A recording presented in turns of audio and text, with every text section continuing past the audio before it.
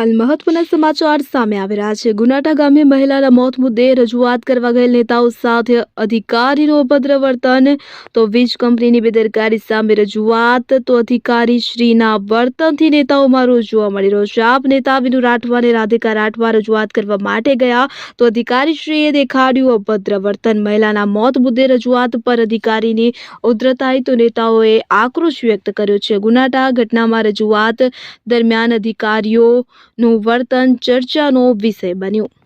ઇમરાન મિર્ઝા, છોટાઉદેપુર। એક ન્યૂઝ થઈ છે કાલે કે હું તમને બતાવી આપું છું અમે એક વિડિયો રેકોર્ડિંગ તમારી લાઈન હું પોલીસને બોલાવીશ આ બોલાવી શકો, બિલકુલ આ બોલાવી। હવે આ છે અધિકારી છે અને આમનું આવું વ્યવહાર છે, તો તમે રજૂઆત કેવી રીતે કરો? તમે મેડમ રજૂઆત સાંભળવા તૈયાર છે? એક બેનની ડેથ થઈ ગઈ, આપણે અશ્વિન જીબીની નિષ્કાળજી હતી, તમને બધા જવાબ આપું છું, તમે થોડી વાર શાંતિનો રાખો। રજૂઆત આપી હતી કે એવું નહીં, તમને મેં સાંભળવા રેડી છું, પણ તમે બંધ તો કરો થોડી વાર। મને તકલીફ નહીં, પણ મારે એક વખત તમે શું રજૂઆત કરવા છો સાંભળો તો પહેલા બરાબર। એવું તમે મને પૂછ્યું પહેલા કે તમે રેકોર્ડિંગ કરો છો ડાયરેક્ટ? એવું ના હોય, એવું આપ કરી શકો। હવે આ બેન મરી ગયા, બેન સાંભળો, આ બેન મરી ગયા એ બેદરકારી અમે પૂછવા કે કોની બેદરકારી એમ પૂછીએ, તમારી કે અમારી? એવું નથી કહેતી હું અમે તમારી પ્રેમથી વાત કરી છે, અમે તમને કોઈ હેરાન તમે શું કરો? પ્રેમથી વાત કરી છે? રજૂઆત છે, અમે મૂકવા તો દો, તમે અધિકારી છો, કેમ ઓબ્જેક્શન અમે આ બેન જે છે અંજના બેન, એમને આપી હતી જીબીમાં, અહીંયા આપી હતી, છતાં આજે કયો મહિનો? સપ્ટેમ્બર થઈ ગયું, એના ઉપર કોઈ નિરાકરણ થયું નહોતું। વરસાદનું સમય પણ જતું રહ્યું, ત્યાં ખેતી પણ બરાબર નથી થઈ એ સમયે હાઈ ટેન્શન વાયરના લીધે, કેમ કે એ નીચે પડી ગયું હતું। હવે આજે અમે એ બેન જ્યારે ગુજરી ગયા ત્યાં એ ગામના, તો અમે રજૂઆત કરવા આવ્યા અંજનાબેન મિસ્ત્રીને, અર્ચનાબેન મિસ્ત્રીને, કે આ જે અમારી રજૂઆત તમે સાંભળો થોડા। અમે આવ્યા છે, એક બેન ગુજરી ગયા છે, તો અમારા ઓફિસમાં જઈને જ એ બેન એટલી ઉગ્ર થઈ ગઈ અમારા જોડે કે અમારી રજૂઆત નથી સાંભળતી।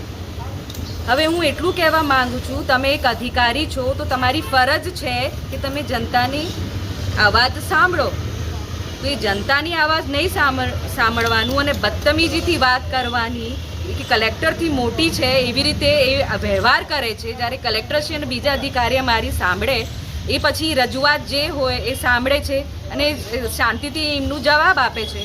તો આ બેન કેમ આટલા ઉગ્ર થઈને બધાને બેઇજ્જતી કરે છે? અહીંયા તમામ જેટલા પણ જનો આવે છે ગામના, તો આ રજૂઆત અમારી નથી સાંભળી આ બેને। અને આગળ શું એક આ કિસ્સો થયો છે, અમારા વિનુભાઈ રાઠવા એ તમને હમણાં જાણ કરશે। અને તાત્કાલિક આનું નિર્ણય નહીં આવે 7 દિવસમાં, તો અમે બેનનું એને અહીંયાથી ટર્મિનેટ કે સસ્પેન્ડ કરવામાં આવે અથવા બદલી કરવામાં આવે। આ બેન કર્મચારીઓ અને આમ જનતા માટે કામ કરતી નથી, ના એમની રજૂઆત સાંભળે છે।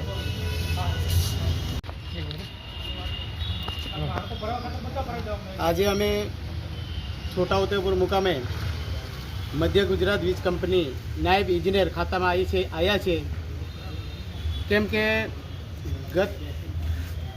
ગઈકાલે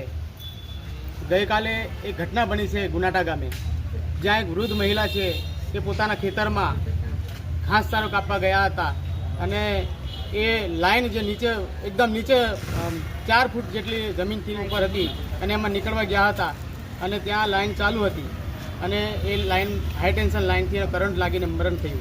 તો ત્યાં સ્થાનિક લેવલે અમે જ્યારે મુલાકાત માટે ત્યાંના સ્થાનિક અમે આગેવાનો સાથે ગામના મિત્રો અમે ગયા અને તપાસ કર્યું, ત્યારે ત્યાંના લોકો જે એના ઘરના સભ્યો છે એવું કીધું છે કે 12મા મહિનામાં અમે છોટાઉદેપુર મુકામે અરજી આપી હતી કે આ હાઈ ટેન્શન લાઈન નીચે થઈ ગઈ છે તો કાલે તકલીફ પડશે।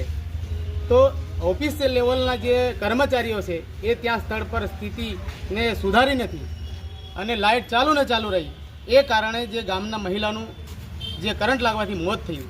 તો અમે પૂછવા માટે ત્યાંથી અમે અધિકારીશ્રીને, નાયબ ઇજનેર સાહેબશ્રીને આ મહિલા છે, જે મહિલા ઇજનેર છે, એમને પૂછવા માટે આવ્યા અને ત્યાંથી ફોન કર્યો મહિલા બેનને કે બેન આ બેદરકારી કોની કહેવાય? આ જીબીનો જે પ્રશ્ન છે એ આખા છોટાઉદેપુર જિલ્લામાં આ પ્રશ્ન છે. તો મેં કીધું આ જે ઘટના બની છે એનો જવાબદાર કોણ છે, એના સ્થાનિક લોકો કે આપના વિભાગમાંથી?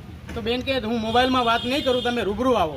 તો રૂબરૂ ભાઈ અમે આવ્યા અને બેન સાથે વાત કરવા ગયા ત્યારે એમ કે અંદર નહીં પ્રવેશવાનું, તમે કોને એટલા બધા નહીં આવવાનું, અમારી સાથે વિડીયોને કે નહીં લેવાનું. અમે કીધું તમારી સાથે પ્રેમથી વાત કરવા માંગીએ છીએ કે આ જે ઘટના છે એનો સદંતર જવાબદાર કોણ છે, તો આ ઘટના કેમ બની, તો એના વિશે તમે શું કહેવા માંગો છો, એમ અમે બેનશ્રીને વાત કરતા હતા. ને ઉગ્રતાથી અમને જવાબ આપવા તૈયાર થયા અને થોડા બદતમીજી જેવું બોલતા થયા. એટલે અમે પછી ચાલો બેન તમને એવું પ્રેમથી અમે બોલીએ નથી ગમતું, આ બેન મરી જાય, મહિલાના પરિવારજનોને શું એની વેદના છે, એને શું એનું વળતર તમારી કંપની દ્વારા જે જોગવાઈ અને અનુસંધાને શું મળવા પાત્ર છે એ બાબતે અમે કહેવા આવ્યા હતા. અમે કોઈ બીજી કોઈ એની સાથે કોઈ મતભેદની વાતો નહીં કરી. તો અમારે બેન કે નીકળી જાઓ બહાર, એવી રીતે વાત કરો, વિડીયો ઉતારો. વિડીયો તો ઉતારે જ ભાઈ.